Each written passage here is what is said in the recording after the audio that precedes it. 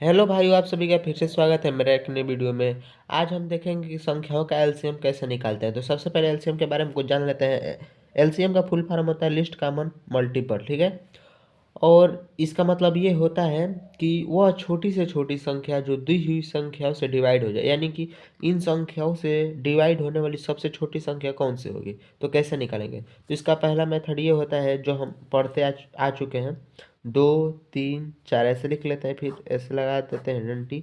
अब इसको दो से सबसे पहले काटेंगे, दो एकम दो, तीन उसी तरह रह जाएगा और दो यहाँ पे हो जाएगा। फिर दो से काटेंगे एक, तीन एक, तीन से काटेंगे तीन, एक एक एक। अब इन सभी का गुणा कर देते हैं, तीन दूनी छः, छः दूनी 12 हो जाएगा। यानी कि इसका एलसीएम 12 हो जाता है, ठीक है। इसका दूसरा मेथड ये है कि इनमें कुछ भी कॉमन होता है तो उसको कॉमन कर लेते हैं। जैसे कि देखिए, पहले इसको लिख लें। इसमें दो कॉमन हो रहा है तो दो उसको कॉमन कर लेंगे, तो यहाँ पे एक बचेगा, यहाँ तीन ही रह जाएगा, यहाँ पे दो।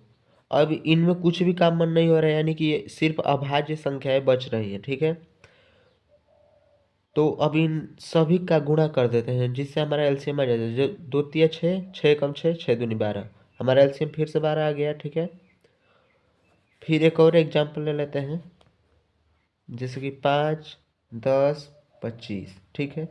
इनमें पाँच कॉमन कर सकते हैं, तो पाँच कॉमन करेंगे तो एक बचेगा, दो बचेगा और यहाँ पे पाँच बचेगा, ठीक है।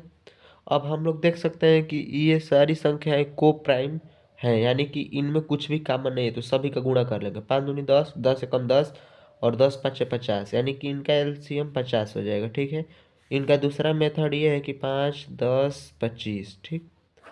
ऐसे काट लेंगे, पाँच से काटेंगे एक, दो, पाँच, फिर पाँच से काटेंगे एक, दो, एक, सॉरी, फिर दो से काटेंगे एक एक एक।